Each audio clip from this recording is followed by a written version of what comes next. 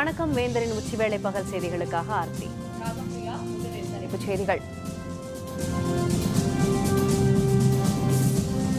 பிப்ரவரி 1 மத்திய நிதிநிலை அறிக்கை தாக்கல்.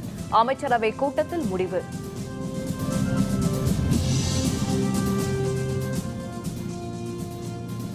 ஜல்லிக்கட்டு தடைக்கு மத்திய மாநில அரசுகளே காரணம். மதுரை ஆர்ப்பாட்டத்தில் மு.க. ஸ்டாலின் குற்றச்சாட்டு.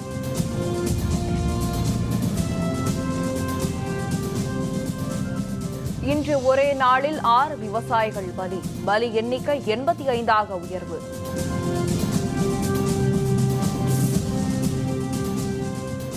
விவசாயிகளின் மறியல் போராட்டம் ஒத்திவைப்பு. பி.ஆர். பாண்டியன் அறிவிப்பு. நாடாளுமன்றத்தில் பிப்ரவரி 1 தேதியில் மத்திய நிதிநிலை அறிக்கையை தாக்கல் செய்வது என மத்திய அமைச்சரவைக் கூட்டத்தில் முடிவெடுக்கப்பட்டுள்ளது. தில்லி நாடாளுமன்ற வளாகத்தில் மத்திய உள்துறை அமைச்சர் ராஜ்நாத் சிங் தலைமையில் மத்திய அமைச்சரவைக் கூட்டம் நடைபெற்றது. கூட்டத்தில் மத்திய பட்ஜெட் கூட்டத்தொடர் பற்றி ஆலோசனை நடத்தப்பட்டது. வரும் 31ஆம் தேதி முதல் நாடாளுமன்ற பட்ஜெட் கூட்டத்தொடரை நடத்துவது என்று கூட்டத்தில் முடிவெடுக்கப்பட்டது.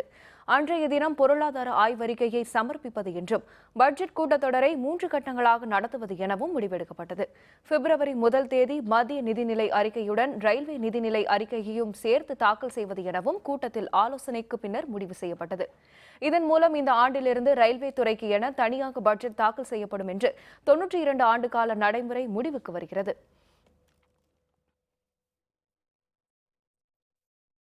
ஜல்லிக்கட்டு போட்டிகள் நடைபெறாமல் போனதற்கு மத்திய மாநில அரசுகளே காரணம் என்று திமுக பொருளாளர் மு.க. ஸ்டாலின் குற்றம் சாட்டியுள்ளார்.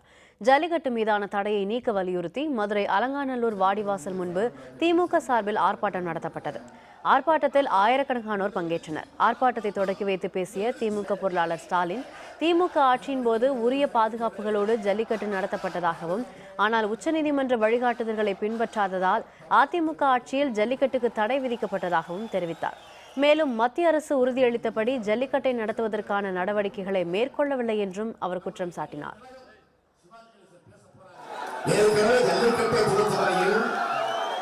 உச்சநீதிமன்றம் வகுத்து தந்திருக்கக்கூடிய நடைமுறைகளை, திராவிட முன்னேற்ற கழக ஆட்சி காலத்தில் நிறைவேற்றப்பட்ட அந்த விதிமுறைகளை ஆட்சிக்கு வந்த அதிமுக பின்பற்றவில்லை.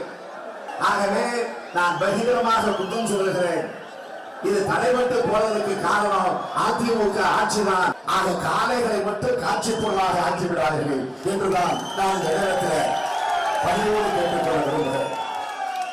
அதற்காக நீங்கள் மத்திய அரசு வலியுறுத்துங்கள். உரிய சட்ட திருத்தத்தை கொண்டு வருவதற்கான எல்லா முயற்சிகளையும் ஈடுபடுங்கள். தமிழகத்தில் வாக்காளர் பட்டியல் திருத்தப் பணிகள் முடிவடைந்துள்ள நிலையில் இறுதி வாக்காளர் பட்டியல் நாளை மறுநாள் வெளியாகிறது. தமிழகத்தில் வாக்காளர் பட்டியலில் திருத்தங்கள் செய்வதற்காக கடந்த செப்டம்பர் 1 தேதி வரைவு வாக்காளர் பட்டியல் வெளியிடப்பட்டது. செப்டம்பர் இறுதி வரை திருத்தங்களுக்கான விண்ணப்பங்கள் பெறப்பட்டு பெயர் சேர்ப்பு, நீக்கம், திருத்தம் ஆகியன மேற்கொள்ளப்பட்டன.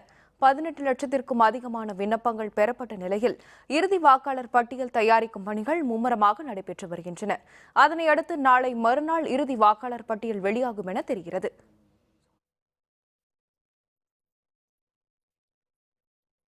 ராமேஸ்வரம் மீனவர்கள் கச்சத்தீவிற்கு அருகே மீன்பிடித்துக் கொண்டிருந்த போது இலங்கை கடற்படையினரால் தாக்கப்பட்ட சம்பவம் மீனவர்களிடையே கொந்தளிப்பை ஏற்படுத்தியுள்ளது. ராமேஸ்வரத்திலிருந்து நேற்று மாலை 500க்கும் மேற்பட்ட படகுகளில் 2500 மீனவர்கள் கடலுக்கு மீன்பிடிக்க சென்றனர். அப்போது எல்லை தாண்டி மீன்பிடித்ததாக குற்றம் சாட்டிய இலங்கை கடற்படையினர் மீனவர்களை தாக்கியதுடன் 30 படகுகளில் இருந்த மீன்களை அள்ளி வீசியும் மீன்பிடி உபகரணங்களை சேதப்படுத்தியதுடன் மீனவர்களையும் விரட்டியடித்தனர். இதுபோன்று தொடர்ந்து தாக்குதல் நடத்தப்படுவது மீனவர்கள் மத்தியில் பதற்றத்தை ஏற்படுத்தியுள்ளது. இலங்கையில் நடைபெற்ற இரு நாட்டு அமைச்சர்கள் மற்றும் உயர் அலுவலர்களுடன் நடைபெற்ற பேச்சுவார்த்தையின் போது மீனவ பிரச்சினை குறித்து முக்கிய முடிவுகள் எட்டப்பட்ட நிலையில் இந்த தாக்குதல் நடந்திருப்பது மீனவர்களிடையே கொந்தளிப்பை ஏற்படுத்தியுள்ளது. ராமேஸ்வரத்திலிருந்து மீன் பிடிக்க போயிருந்தோம். நேவி பிரச்சனை அதிகமான தொல்லை. வலையெல்லாம் வெட்டி அடித்து நேவி ரொம்ப துன்புறுத்தி நல்லா விரட்டிட்டாங்க. தொழில் பார்க்க ரொம்ப கஷ்டமாக இருக்குது. ரொம்ப பிரச்சனையாக இருக்குது. இது என்னென்று தெரியும் எங்களுக்கு. இப்போ இந்திய இலங்கை அதிகாரியோட அமைச்சரோட பேச்சுவார்த்தை அங்கே இலங்கையில் நடந்துக்கிட்டு இருக்க இந்த காலகட்டத்தில் ஒரு முன்னுதாரணம் நாங்கள் இப்படி தான் செய்வோங்கிறத நிரூபிக்கிற வகையில் நேற்றுக்கு கடலுக்கு போன போட்டில் ஒரு போட்டை மோதி மூழ்கடிக்கிற முயற்சியோட அந்த படகு நல்லா சுக்குநூறாக உடஞ்சி போயிருக்கு. அது மட்டும் இல்லாமல் 25-30 படகுல மடிப்பலகை வெட்டி விட்டுருக்காங்க. கடலில் எப்படி தான் தொழில் பண்ணுறதுன்னு எங்களுக்கு தெரியல. பயிர்கள் வாடியதைக் கண்டு தமிழகத்தில் இன்று ஒரே நாளில் மட்டும் 6 விவசாயிகள் பலியாகியதை அடுத்து தமிழகத்தில் விவசாயிகள் பலி எண்ணிக்கை 85ஆக உயர்ந்துள்ளது. காவிரி நீரின்றி மேட்டூர் அணை வறண்டதாலும் பருவமழை பொய்த்து போனதாலும் தமிழகத்தில் வாடிய பயிர்களைக் கண்டு விவசாயிகளின் தற்கொலைகளும் மரணங்களும் நாளுக்கு நாள் அதிகரித்து வருகின்றன. நேற்று ஒரே நாளில் நாகை, திருவாரூர், திருவண்ணாமலை, தூத்துக்குடி, கடலூர் மாவட்டங்களைச் சேர்ந்த 6 விவசாயிகள் இறந்தனர். இந்நிலையில் இன்று நாகை மாவட்டம் அரசாளமங்கலம் கிராமத்தைச் சேர்ந்த முருகேசன், கீழ்வேளூர் அடுத்த ஐயடிமங்கலம் கிராமத்தைச் சேர்ந்த விவசாயி கல்யாணசுந்தரம் உள்ளிட்ட 6 விவசாயிகள் மாரடைப்பால் இறந்தனர். இதன் மூலம் தமிழகத்தில் விவசாயிகளின் பலி எண்ணிக்கை 85ஆக உயர்ந்துள்ளது. பெரம்பலூர் அருகே பருத்தி பயிர் வாடியதைக் கண்டு வேதனையில் இருந்த பெண் விவசாயி வயலிலேயே விழுந்து மரணமடைந்தார். பெரம்பலூர் மாவட்டம் ஆடுதுறையைச் சேர்ந்த விவசாயி செம்மலை தனது வயலில் பருத்தி பயிரிட்டிருந்தார். பருவமழை பெய்யாததால் போதிய நீரின்றி பயிர்கள் கருகிய பயிர்களை கண்ட செம்மலையின் மனைவி விசாலாட்சி வேதனையுடன் காணப்பட்டார். இந்நிலையில் வயலுக்கு சென்ற விசாலாட்சி வெகு நேரமாகியும் வீடு திரும்பாததால் அங்கு சென்று பார்த்தபோது அவர் இறந்து கிடந்தார். டெல்டா மாவட்டத்தில் விவசாயிகளின் மரணம் தொடர்கதையாகிவிட்ட நிலையில் பெண் விவசாயியின் மரணம் அப்பகுதியில் சோகத்தை ஏற்படுத்தியுள்ளது. எங்கள் வீட்டில் தான் போய் நாங்கள் பத்தி எடுத்துக்கிட்டு இருக்கோங்க. இங்கேருந்து ஆடுதர்லேருந்து போய் எடுத்துக்கிட்டு இருக்கோம். அது காட்டை பார்த்துட்டு தென்னாரும் புலம்பிகிட்டு இருக்கோம். எழுதிக்கிட்டு இருக்கோம். கொல்லை வந்து பார்த்தாக்கா அது எடுத்துக்கிட்டு இருக்கும்போது தான் நாங்கள் வீட்டுக்கு வந்துட்டோம். அதுக்கு பிற்பாடு தான் அவங்க எப்படி இருந்தாங்கன்னு தெரியும். 2 ஏக்கர் காடு இருந்தது, பருத்தி போட்டிருந்தோம். மழை இல்லாத பருத்திலாம் ரொம்ப வீணாகி போய் நஷ்டத்தை ஆகிடுச்சு. தினமும் புலம்பிகிட்டே இருப்பாங்க, பருத்தி சரியில்லை, போன வருஷம் நல்ல பருத்தி வந்தது, இந்த வருஷம் சரியில்லை, ரொம்ப போட்ட கஷ்டம் எடுக்க முடியாது அப்படின்னு சொல்லிட்டு இருந்தாங்க. நாங்கள் வந்துட்டோம், சரி நீங்கள் எடுத்துகிட்டு வாங்க அப்படின்ட்டு ஆளை காணுன்ட்டு நாங்கள் சாயந்தரமாக போய் பார்க்க போகும்போது இதேமாரி இறந்து கிடக்குறாங்க. அதிமுகவின் நட்சத்திர பேச்சாளர்களில் ஒருவரான நாஞ்சில் சம்பத் பிரச்சாரத்திற்காக தமக்கு முதல்வராக இருந்த ஜெயலலிதா வழங்கிய காரை கட்சியின் தலைமை அலுவலகத்தில் ஒப்படைத்து விட்டார். இதுபற்றி அறிக்கை ஒன்றையும் அவர் வெளியிட்டுள்ளார். பிரச்சாரத்திற்காக கட்சியின் பொருளாளர் பெயரில் வாங்கப்பட்ட காரை மறைந்த முன்னாள் முதல்வர் ஜெயலலிதா 2012ஆம் ஆண்டில் தனக்கு வழங்கியதாக குறிப்பிட்டுள்ள நாஞ்சில் சம்பத் தற்போது 8 மாத காலமாக பிரச்சாரம் இல்லாததால் தலைமை கழகத்தில் ஒப்படைத்து விட்டதாக தெரிவித்துள்ளார். அதிமுகவில் தொடர்வது பற்றி முடிவு எதுவும் எடுக்கவில்லை என்று அவர் தெரிவித்துள்ள போதும் காரை ஒப்படைத்துள்ள நிலையில் அதிமுகவில் இருந்து அவர் விலக முடிவெடுத்துள்ளதாக கூறப்படுகிறது. மக்களது தேவைகளை நிறைவேற்றும் வகையில் புதிய தொழில்நுட்பங்களை கண்டுபிடிக்க வேண்டும் என்று அறிவியலாளர்களுக்கு பிரதமர் நரேந்திர மோடி அறிவுறுத்தியுள்ளார். திருப்பதியில் நடைபெற்ற 104வது தேசிய அறிவியல் மாநாட்டை தொடக்கி வைத்த பிரதமர் மோடி அறிவியலாளர்கள் நடுவில் உரையாற்றினார். அப்போது மக்களின் தேவைகளை நிறைவேற்றும் வகையில் புதிய தொழில்நுட்பங்களை கண்டுபிடித்து தருமாறு அப்போது அறிவியலாளர்களுக்கு வேண்டுகோள் விடுத்தார். மக்களின் தேவைகளை விரைந்து நிறைவேற்றுவதில் துணை நிற்க வேண்டும் என்று அப்போது அவர் மேலும் தெரிவித்தார். To applied science with emphasis on innovation. Jammu Kashmir மாநிலம் பாரமுல்லா மாவட்டத்தில் தீவிரவாதிகளுக்கும் பாதுகாப்பு படையினருக்கும் இடையே நடைபெற்ற துப்பாக்கிச் சண்டையில் ஒரு தீவிரவாதி சுட்டுக் கொல்லப்பட்டார்.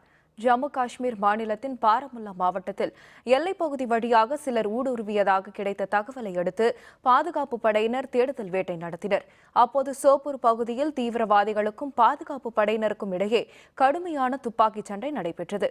இந்த சண்டையில் ஒரு தீவிரவாதி சுட்டுக் கொல்லப்பட்டார். பயங்கரவாதிகள் பதுங்கி இருந்த இடத்திலிருந்து AK-47 துப்பாக்கி ஒன்றும் கையெறி குண்டுகள் உள்ளிட்ட ஏராளமான வெடிப்பொருட்களும் கைப்பற்றப்பட்டன. அப்பகுதியில் தேடுதல் வேட்டையை பாதுகாப்பு படையினர் தொடர்ந்து நடத்தி வருகின்றனர்.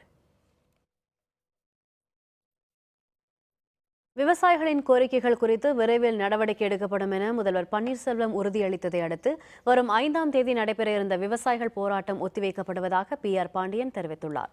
சென்னை தலைமைச் செயலகத்தில் முதல்வர் பன்னீர்செல்வம் மற்றும் அமைச்சர்களை விவசாய சங்க பிரதிநிதிகளுடன் சந்தித்த பின்னர் செய்தியாளர்களுடன் பேசிய PR பாண்டியன் விவசாய சங்க பிரதிநிதிகள் முதல்வர் மற்றும் 7 அமைச்சர்கள் கொண்ட குழுவுடன் பேச்சுவார்த்தை நடத்தியதாக தெரிவித்தார். விவசாயிகள் பிரச்சினைகள் குறித்து எதிர்க்கட்சித் தலைவர் ஸ்டாலின் மற்றும் விவசாய சங்கங்களின் பிரதிநிதிகளுடன் பேச்சுவார்த்தை நடத்த முதல்வர் ஒப்புக்கொண்டதாகவும் இதையடுத்து விவசாயிகள் தரப்பில் நாளை மறுநாள் நடைபெற இருந்த சாலை மறியல் போராட்டம் ஒத்திவைக்கப்படுவதாக PR பாண்டியன் தெரிவித்தார்.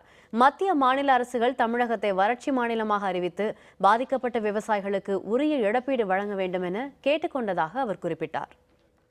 உங்களுடைய கோரிக்கைகள் முழுமையும் எங்களுடைய அரசு ஏற்றுக்கொள்ளும்.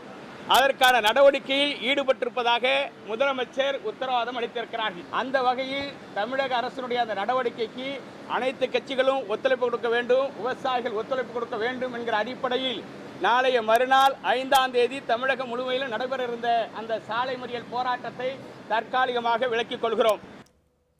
புதுச்சேரி முன்னாள் அமைச்சர் VMC சிவக்குமார் படுகொலை, அடையாளம் தெரியாத நபர்கள் துப்பாக்கிச்சூடு. விவரம் விளம்பர இடைவேளைக்கு பிறகு.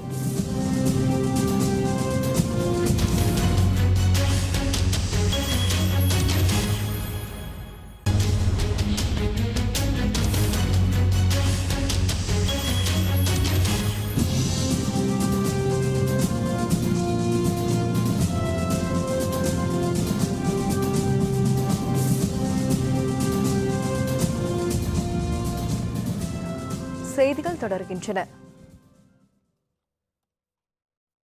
புதுச்சேரி முன்னாள் அமைச்சர் VMC சிவக்குமார் அடையாளம் தெரியாத நபர்களால் அரிவாளால் வெட்டியும் துப்பாக்கியால் சுட்டும் படுகொலை செய்யப்பட்டார். புதுச்சேரியில் முன்பு திமுக அமைச்சரவையில் விவசாயத்துறை அமைச்சராக பதவி வகித்தவர் சிவக்குமார். தற்போது அதிமுகவில் இணைந்து பணியாற்றி வந்தார். இவர் 1996ஆம் ஆண்டு முதல் 2000 ஆண்டு வரை புதுச்சேரி சட்டப்பேரவை தலைவராகவும் இருந்துள்ளார்.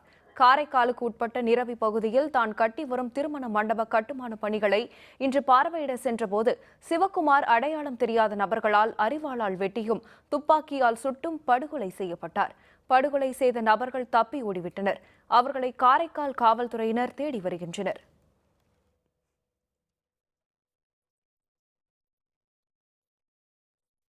ஜல்லிக்கட்டு நடத்த வேண்டும் என வலியுறுத்தி வரும் 7ஆம் தேதி மதுரை அலங்காநல்லூரில் ஆர்ப்பாட்டம் நடத்தப்பட இருப்பதாக தமிழ் மாநில காங்கிரஸ் கட்சித் தலைவர் JK வாசன் தெரிவித்துள்ளார். சென்னையில் செய்தியாளர்களை சந்தித்து பேசிய அவர், வரும் பொங்கல் திருநாளுக்குள் தமிழக மீனவர்களின் படகுகளை விடுவிக்க மத்திய அரசு நடவடிக்கை எடுக்க வேண்டும் என்று தெரிவித்தார். தமிழகத்தில் உள்ளாட்சி தேர்தலை உரிய காலத்துக்குள் நடத்த வேண்டும் என அப்போது அவர் வலியுறுத்தினார். ஜல்லிக்கட்டு நடைபெற வேண்டும் என்று நாங்கள் விரும்புகிறோம்.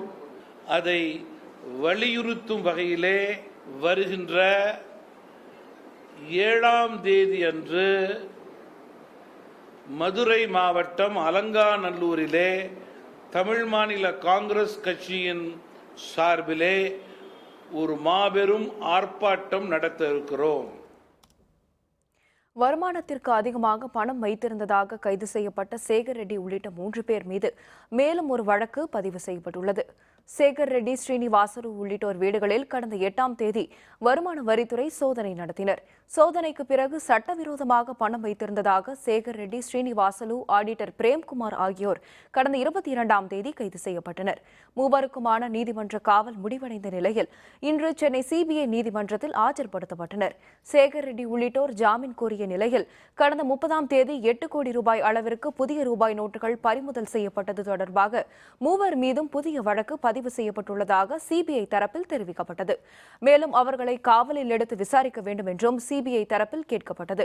இதன் மீது நாளை விசாரணை நடைபெறும் என அறிவிக்கப்பட்டுள்ளது.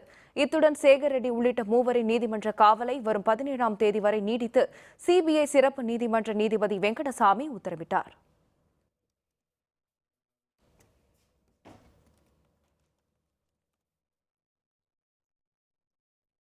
சென்னை கடற்கரை சாலையில் உள்ள சிவாஜி சிலை வரும் மே மாதம் 18ஆம் தேதிக்குள் அகற்றப்படும் என்று தமிழக அரசு சார்பில் சென்னை உயர்நீதிமன்றத்தில் உறுதியளிக்கப்பட்டுள்ளது. மறைந்த நடிகர் சிவாஜி கணேசனின் முழு உருவச்சிலை மெரினா கடற்கரை சாலையில் நிறுவப்பட்டுள்ளது. சாலையின் மையப்பகுதியில் இந்த சிலை நிறுவப்பட்டதால் போக்குவரத்து கடுமையாக பாதிக்கப்படுவதாக கூறி ஸ்ரீனிவாசன் என்பவர் சென்னை உயர்நீதிமன்றத்தில் பொதுநல வழக்கு தாக்கல் செய்தார். இந்த வழக்கில் சிவாஜியின் சிலையை அகற்ற வேண்டும் என கடந்த ஆண்டே நீதிமன்றம் உத்தரவிட்டது. அதன் பின்பும் சிலை அகற்றப்படாததால் தமிழக அரசுக்கு எதிராக நீதிமன்ற அவமதிப்பு வழக்கு தொடரப்பட்டது. அதன் மீதான விசாரணை இன்று தலைமை நீதிபதி SK கவுல், நீதிபதி சுந்தர் ஆகியோர் அடங்கிய அமர்வு முன்பு நடைபெற்றது. அப்போது தமிழக அரசின் பொதுப்பணித்துறை சார்பில் தாக்கல் செய்யப்பட்ட மனுவில் வரும் மே மாதம் 18ஆம் தேதிக்குள் சிவாஜி சிலை அகற்றப்பட்டு மாற்று இடத்தில் வைக்கப்படும் என உறுதியளிக்கப்பட்டது. அதனை ஏற்றுக்கொண்ட சென்னை உயர்நீதிமன்றம் இந்த வழக்கை முடித்து வைத்தது. புதுச்சேரி துணைநிலை ஆளுநர் அலுவலர்களுக்காக வாட்ஸ்அப் குழு உருவாக்கியது தவறானது என இந்திய கம்யூனிஸ்ட் கட்சி மாநில செயலர் விஸ்வநாதன் குற்றம் சாட்டியுள்ளார். புதுச்சேரியில் இந்திய கம்யூனிஸ்ட் கட்சி அலுவலகத்தில் சிபிஐ மாநில செயலர் விஸ்வநாதன் செய்தியாளர்களுடன் பேசினார். புதுச்சேரி துணைநிலை ஆளுநர் தனது அதிகார வரம்பை மீறி செயல்பட்டு வருவதாக அப்போது அவர் குற்றம் சாட்டினார். அலுவலர்களுக்காக வாட்ஸ்அப் குழு உருவாக்கியது உள்துறை அமைச்சகத்தின் உத்தரவிற்கு எதிரான நடவடிக்கை என்றும் குற்றம் சாட்டினார். அரசு நிர்வாகி இருக்கக்கூடியவர் வாட்ஸ்அப் குழு போட்டிருப்பது தவறானது. நான் சொல்கிறேன், அது ஹோம் மினிஸ்டருடைய உத்தரவுக்கு எதிரானது. மத்திய அரசு உத்தரவை இவர்கள் மதிக்கிறார்களா என்று எனக்கு தெரியவில்லை. செங்கல்பட்டு அருகே சுரங்கப்பாதை அமைக்கும் பணிகள் காரணமாக சென்னை ரயில்கள் காலதாமதமாக வருவதால் பயணிகள் பெரும் சிரமத்திற்கு ஆளாகியுள்ளனர். காஞ்சிபுரம் மாவட்டம் செங்கல்பட்டு ரயில் நிலையம் அருகே ராட்டினங்கிணறு பகுதியில் சுரங்கப்பாதை அமைக்கும் பணிகள் காரணமாக செங்கல்பட்டு ஒத்திவாக்கம் இடையே ரயில்கள் மிதமான வேகத்தில் இயக்கப்படுகின்றன. இதனால் இந்த பகுதியை கடக்க 2 மணி நேரத்திற்கும் மேல் ஆவதால் பயணிகள் பெரும் சிரமத்திற்கு ஆளாகியுள்ளனர். இதேபோல பல்லாவரத்தில் ஏற்பட்ட சிக்னல் கோளாறு காரணமாக சென்னை கடற்கரை தாம்பரம் இடையிலான புறநகர் ரயில்கள் திரிசூலத்தில் நிறுத்தப்பட்டன. 1 மணி நேரத்திற்கும் பிறகு ரயில் போக்குவரத்து சீரானது. இதனால் பள்ளி, கல்லூரி மற்றும் அலுவலகம் செல்வோர் பெரும் சிரமத்திற்கு ஆளாகினர். திருநெல்வேலி மாவட்டம் ஆலங்குளத்தில் அடையாளம் தெரியாத சிலரால் அதிமுக பிரமுகர் வெட்டி படுகொலை செய்யப்பட்டது தொடர்பாக காவல்துறையினர் விசாரணை நடத்தி வருகின்றனர். திருநெல்வேலி மாவட்டம் ஆலங்குளத்தில் ஊராட்சி மன்ற உறுப்பினர் மோகன்ராஜ் என்பவர் பேருந்து நிலைய பகுதியில் தாம் நடத்தி வரும் கடையை நேற்று இரவு மூடிவிட்டு வீடு திரும்பிக் கொண்டிருந்தார். வட்டாட்சியர் அலுவலகம் அருகே அவர் சென்று கொண்டிருந்த போது அடையாளம் தெரியாத சிலரால் வெட்டி படுகொலை செய்யப்பட்டார். அப்பகுதிக்கு வந்த ஆலங்குளம் காவல் நிலைய காவலர்கள் உடலை கைப்பற்றி திருநெல்வேலி அரசு மருத்துவக் கல்லூரி மருத்துவமனைக்கு உடற்கூறு ஆய்வுக்காக அனுப்பி வைத்தனர். கொலை சம்பவம் பற்றி விசாரணை நடத்தி வருகின்றனர். தமிழகத்தில் விவசாயிகளின் அவல நிலைக்கு காரணமான மத்திய மாநில அரசுகளை கண்டித்து திருச்சி மாவட்டம் அந்தநல்லூர் அருகே மாடுகளின் கொம்புகளில் கருப்பு கொடிகளை கட்டி கண்டன ஆர்ப்பாட்டத்தில் ஈடுபட்டனர். தமிழகத்தை வறட்சி மாநிலமாக அறிவிக்க வேண்டும், பாதிக்கப்பட்ட விவசாயிகளுக்கு உரிய நிவாரணம் வழங்க வேண்டும், பலியான விவசாயிகளின் குடும்பங்களுக்கு தலா 30 லட்சம் ரூபாய் நஷ்டஈடு வழங்க வேண்டும், விவசாய கடன்களை மத்திய மாநில அரசுகள் தள்ளுபடி செய்ய வேண்டும் என்பன உள்ளிட்ட பல்வேறு கோரிக்கைகளை வலியுறுத்தி விவசாயிகள் போராட்டத்தில் ஈடுபட்டு வருகின்றனர். திருச்சி மாவட்டம் அந்தநல்லூர் ஒன்றியம் போசம்பட்டியில் நடைபெற்ற ஆர்ப்பாட்டத்தில் ஆடு மாடுகளின் கொம்புகளில் கருப்பு கொடிகளை கட்டி ஆர்ப்பாட்டம் நடத்தியதுடன் மத்திய மாநில அரசுகளுக்கு எதிராக கண்டன முழக்கங்களையும் எழுப்பினர்.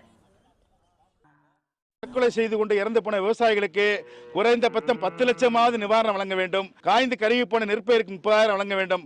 காய்ந்து கருகி போன நெல்லுக்கு 1 லட்சம் வழங்க வேண்டும். காய்ந்து கருகி போன கரும்புக்கு 50,000 வழங்க வேண்டும். விவசாய கடன் முழுவதும் தள்ளுபடி செய்ய வேண்டும். பயிர் இன்சூரன்ஸ் திட்டத்தை முழுமையாக அமல்படுத்தி இன்சூரன்ஸை வழங்க வேண்டும். இனிமேலாவது அரசாங்கம் காலம் தாழ்த்தாமல் எங்களுக்கு உரிய நிவாரணம் வழங்க வேண்டும் என்று நம்புகிறோம். ஈரோடு அருகே பூட்டியிருந்த வீட்டிற்குள் நுழைந்து 54 சவரன் தங்க நகைகளை அடையாளம் தெரியாத சிலர் திருடிச் சென்றுள்ளனர். ஈரோடு அருகே பிராமண பெரிய அக்ரஹாரம் பகுதியில் வசித்து வருபவர் ரமணீஸ்வரி.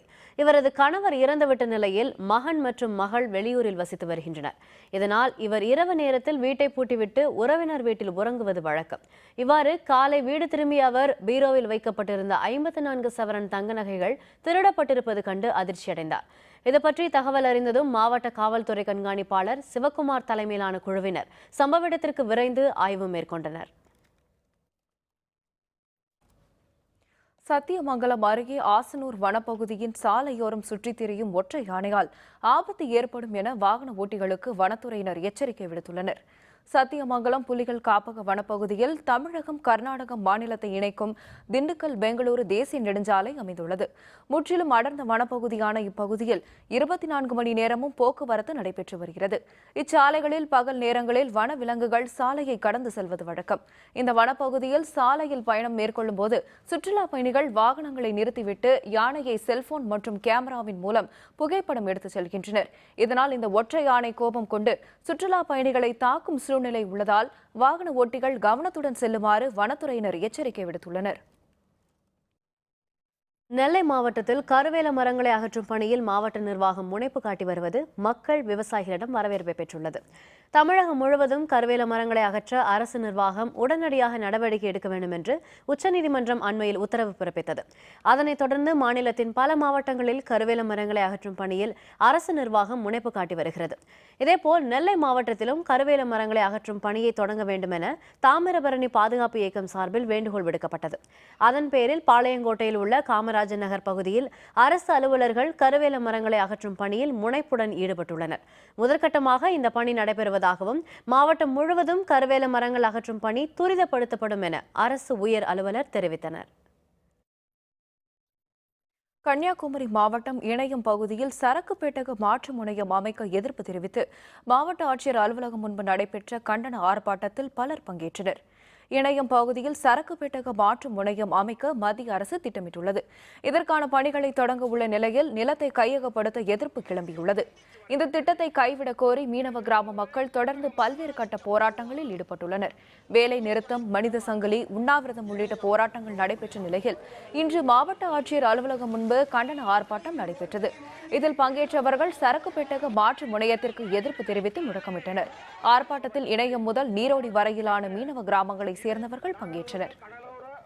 இணையம் பெட்டக மாற்று துறைமுகம் வருவதனால் குமரி மாவட்டத்தில் இருக்கின்ற இயற்கை வளங்கள் எல்லாம் பாழாகிவிடும். இதுவரையிலும் பாலை நிலம் இல்லாத ஒரே மாவட்டம் குமரி மாவட்டம். ஆனால் இந்த துறைமுகம் வர பட்சத்தில் குமரி மாவட்டமே ஒரு பாலைவனமாக மாறிவிடக்கூடிய அபாயம் இருக்கிறது. உடனடியாக தமிழக அரசு அறிக்கை வெளியிட வேண்டும். இந்த திட்டத்தை அரசு ஆதரிக்கிறதா இல்லையா என்பதை. சுதந்திர போராட்ட வீராங்கனை ராணி வேலு நாச்சியாரின் பிறந்த நாளை முன்னிட்டு சிவகங்கையில் உள்ள அவரது நினைவிடத்தில் தமிழக அரசு சார்பில் மரியாதை செலுத்தப்பட்டது. சிவகங்கை பகுதியில் 1780 முதல் 1796 ஆண்டு வரை ஆட்சி புரிந்த வீரமங்கை ராணி வேலு நாச்சியார் ஆங்கிலேயர்களுக்கு எதிராக தீரத்துடன் போர் புரிந்தார். அவரின் தியாகத்தை போற்றும் வகையில் சிவகங்கையில் நினைவிடம் அமைக்கப்பட்டு அரசு சார்பில் பிறந்த நாள் மற்றும் நினைவு நாள் கடைபிடிக்கப்பட்டு வருகிறது.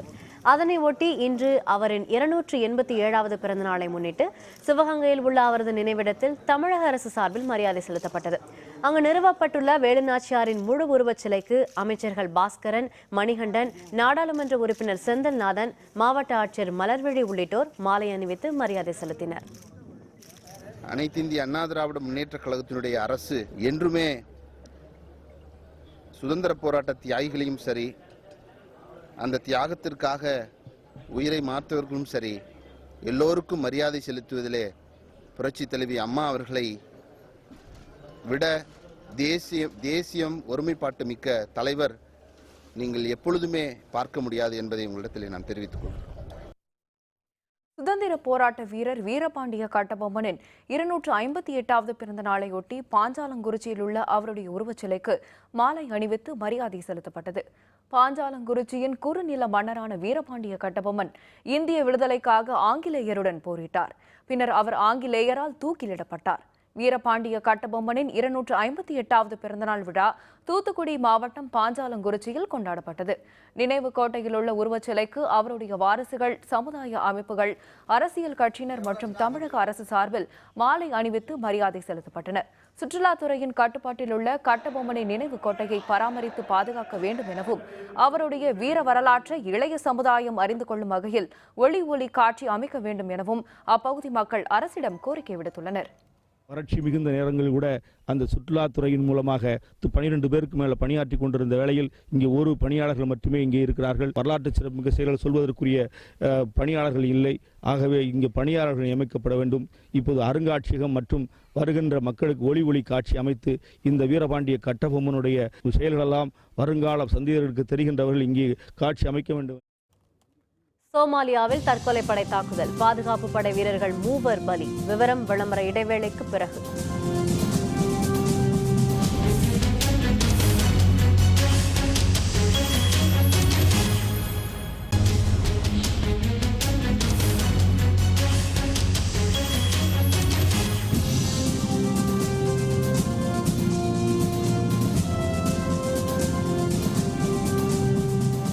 செய்திகள் தொடர்கின்றன.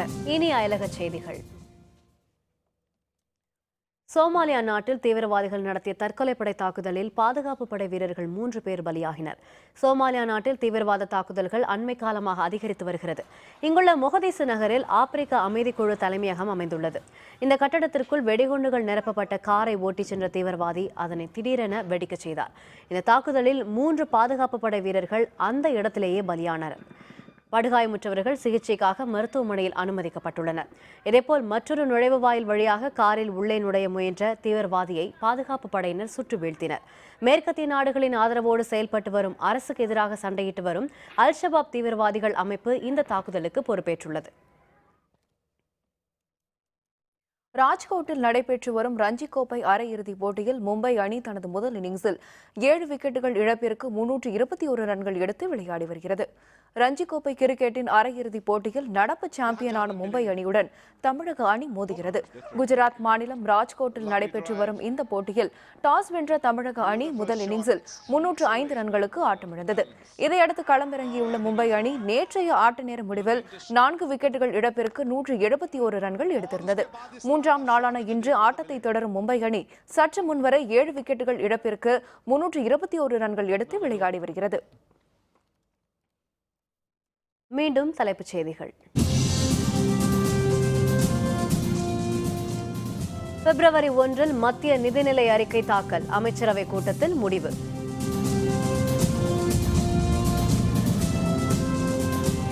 ஜல்லிக்கட்டு தடைக்கு மத்திய மாநில அரசுகளே காரணம், மதுரை ஆர்ப்பாட்டத்தில் மு.க. ஸ்டாலின் குற்றச்சாட்டு. இன்று ஒரே நாளில் 6 விவசாயிகள் பலி எண்ணிக்கை 85ஆக உயர்வு.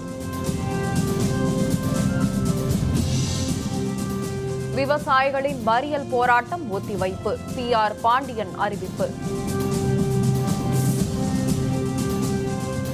இத்துடன் வேந்தரின் உச்சிவேளை பகல் செய்திகள் நிறைவடைந்தன. மீண்டும் மாலை 5:30 மணிக்கு வேந்தரின் அந்திமாலை தொடர் செய்திகளில் சந்திப்போம். வணக்கம்.